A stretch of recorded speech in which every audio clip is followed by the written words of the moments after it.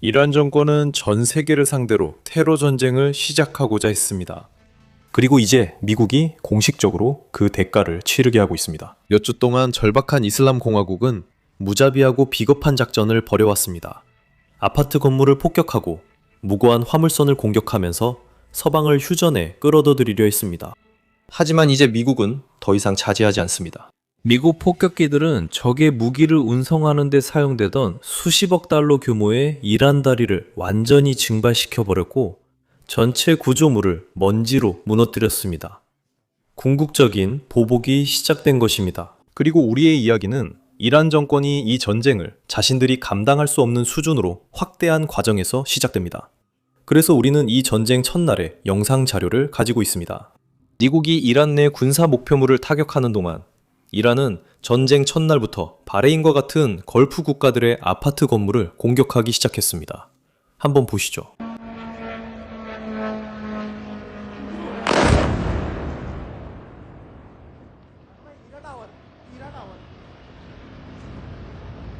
이것은 바레인, 쿠웨이트, 사우디아라비아, 카타르, 아랍에미리트 모두가 미국이 자신들의 기지나 영공을 이용해 이란을 공격할 수 없다고 밝혔음에도 불구하고 일어난 일이었습니다.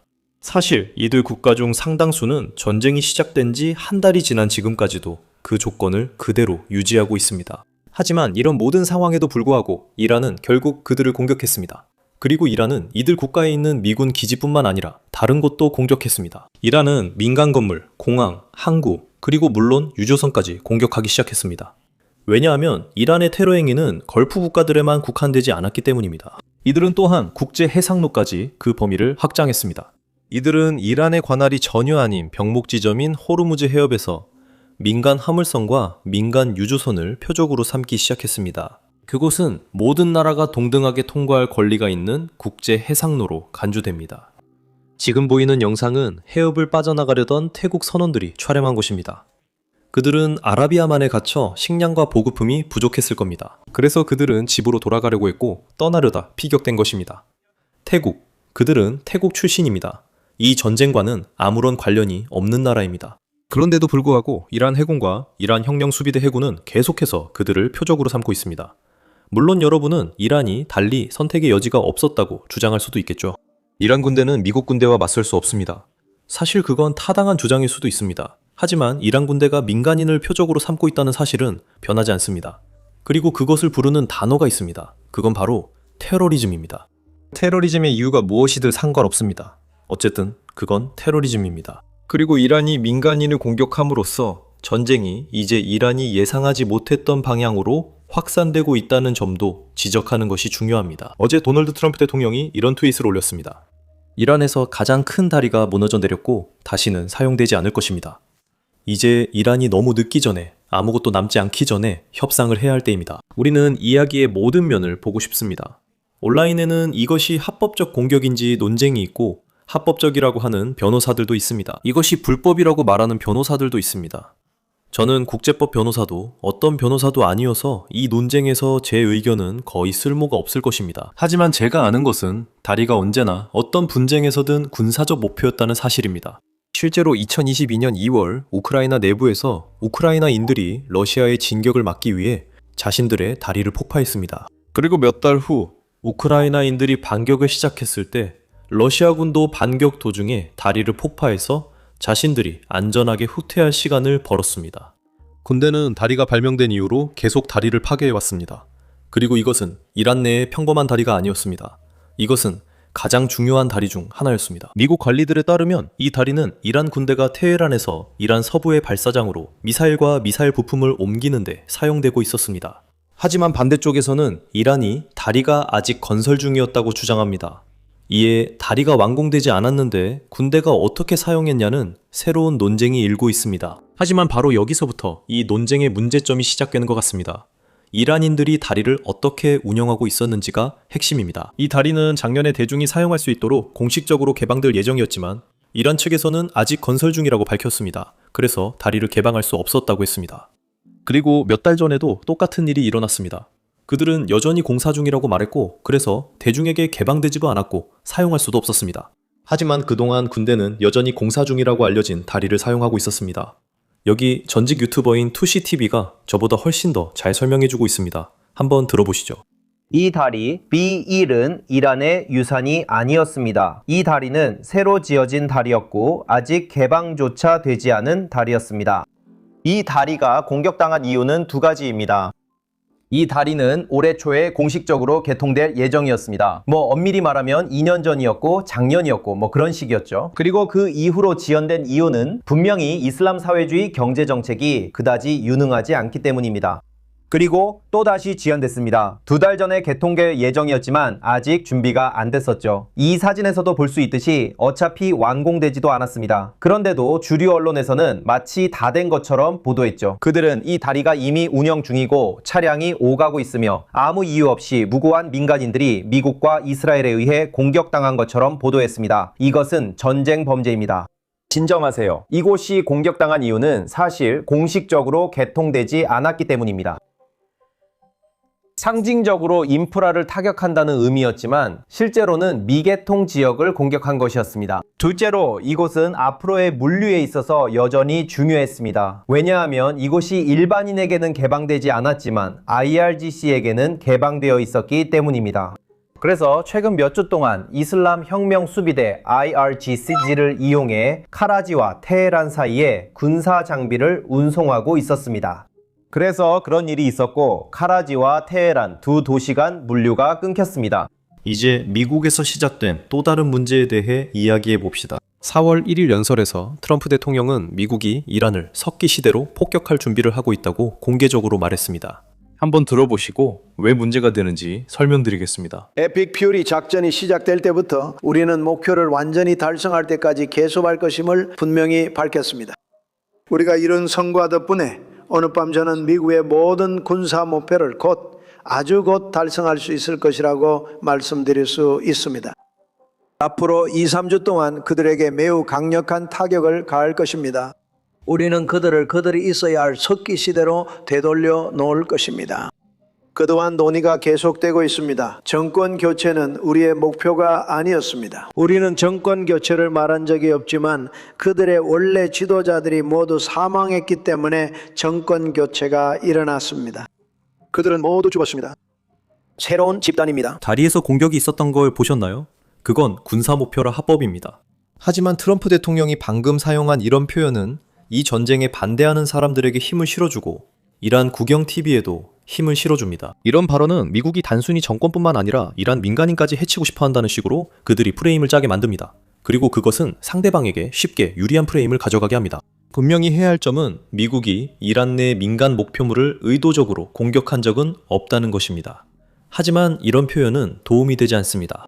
이 모든 일이 벌어지는 동안 이란은 실제로 국내에서 계속해서 전쟁 범죄를 저지르고 있습니다. 이제 그 이야기를 하기 전에 아래에 있는 좋아요와 구독 버튼을 눌러주시면 감사하겠습니다. 특히 이란의 테러와 전쟁 범죄에 대해 이야기할 때 정말 큰 도움이 됩니다. 유튜브의 AI 알고리즘은 이런 단어들을 찾아서 들으면 광고주 친화적이지 않다고 생각해서 영상을 제한합니다. 그래서 여러분의 지원이 정말 큰 도움이 됩니다. 이제 뉴스에 집중해 봅시다. 이란은 IRGC가 주도하는 군사작전에 12살 어린이들을 모집하기 시작했습니다. 엠네스티 인터내셔널은 이란 정권이 저지르고 있는 이 행위가 명백한 전쟁 범죄라고 분명하게 밝혔습니다. 유엔의 어떤 법을 적용하더라도 이것은 불법입니다. 이 문제에 대해 국제법 변호사들 사이에 논쟁이 있을 리 없다고 확신합니다. 게다가 처형은 매일 계속되고 있습니다. 바로 어제 이란은 1월 시위에 참여했던 18살 소년을 처형했습니다. 그는 이 전쟁이 약 한 달 전에 시작된 이후로 처형된 9번째 수감자입니다. 사람들이 이 상황이 얼마나 심각한지 깨닫고 있기를 바랍니다. 지금 18살인 사람은 아마 2007년이나 2008년에 태어났을 것입니다. 그 말은 그의 인생이 전부 앞으로 펼쳐져 있었는데 이란 정권이 그를 처형한 이유가 단지 그가 처음에는 경제적 시위였던 시위에 참여했다는 이유 때문이라는 것입니다. 사람들은 이란 정부의 잘못된 관리에 항의하며 시위하고 있었습니다. 심지어 이란 대통령 자신도 이를 전국 방송에서 인정했습니다. 하지만 그럼에도 불구하고 정권은 이슬람공화국에 반대하는 사람이라면 누구든지 처형하고 있습니다. 그리고 있잖아요. 지금 일어나고 있는 일에 대해 목소리를 내는 변호사들까지도 탄압하고 있습니다. 이 보고서를 한번 보세요. 이란은 정권에 의해 적절한 재판도 없이 체포되고 처형당하는 사람들을 변호하던 인권 변호사를 방금 체포했습니다. 즉, 지금 부당함에 대해 목소리를 내는 사람은 누구나 시위가 다시 시작될까 두려워하는 그 나라에서 표적이 되고 있다는 뜻입니다. 이란 내부에서 이런 일이 벌어지는 한편 외부에서는 전쟁 범죄가 이어지고 있습니다. 이란은 쿠웨이트 담수화 시설도 공개적으로 공격 중입니다. 쿠웨이트는 식수의 약 90%를 이러한 담수화 시설에서 얻는 나라입니다. 즉, 이러한 공격은 쿠웨이트 국민들에게 말 그대로 생존이 걸린 문제입니다. 이란이 이렇게 식수를 공격하는 것에 대해 어떤 변명을 할지 상상도 할 수 없습니다. 아마도 그들은 쿠웨이트 기지에 있는 미군 병사들도 쿠웨이트 민간인들과 같은 물을 마시기 때문에 이런 행동을 정당화하려고 할지도 모릅니다. 이란 입장에선 그게 군사 목표가 됩니다. 이런 논리로 그들은 어떤 일이든 정당화할 수 있습니다. 하지만 안타깝게도 이란조차도 자신들이 물을 노리고 있다는 사실을 인정하는 것을 두려워하는 것 같습니다. 물은 기본적으로 모든 인간이 필요로 하는 것입니다. 그래서 이란은 이제 이 일을 다른 나라들의 탓으로 돌리고 있습니다. 최근에 이 공격에 대해 이란은 이란군이 저지른 것이 아니라고 말했습니다. 쿠웨이트 담수화 시설 공격이 이스라엘 소행이라고 했습니다. 그리고 이것이 지난 몇 주 동안 그들의 패턴이었습니다. 그들이 변명할 수 없는 공격을 할 때마다 그냥 미국이나 이스라엘 탓으로 돌립니다. 하지만 전 세계는 이란이 무엇을 하고 있는지 볼 수 있습니다. 전 세계는 그 정권이 무엇을 하고 있는지 볼 수 있습니다. 그리고 이제는 쿠웨이트 민간인들조차 이란에 반대하는 목소리를 내고 있습니다. 그리고 이것은 매우 중요합니다.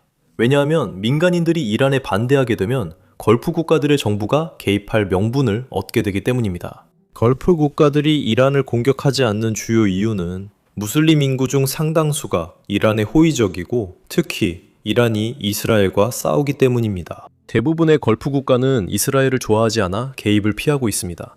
이는 이스라엘과 함께 다른 무슬림 국가와 싸우는 모습으로 비치길 원치 않기 때문입니다. 그리고 그것은 이런 군주제 국가들 내부에 문제를 일으킬 수 있습니다. 하지만 이란의 테러 공격들 때문에 상황이 곧 바뀔 수도 있을 것 같습니다. 바로 어제 이라크군 관계자가 공개적으로 아랍에미리트가 이 전쟁에 곧 개입할 것이라고 말했습니다. 그 결정이 곧 내려질 예정입니다. 한번 들어보시죠. 군대가 미국과 이스라엘이 현재 하고 있는 일에 개입하게 된다면 그것이 군이 취할 수 있는 입장입니까?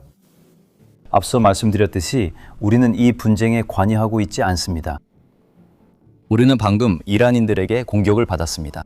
그래서 우리는 국제 파트너들과 긴밀한 동맹국들 그리고 GCC 회원국들과 함께 우리 영토를 방어하는 입장을 계속 유지할 것입니다. 그 선택지는 완전히 제외된 건가요? 그 분쟁에 참여하는 건가요? 꼭 그렇지는 않지만 아랍에미리트는 아랍에미리트를 겨냥한 어떤 공격에 대해서도 자위권을 행사할 권리를 유지합니다.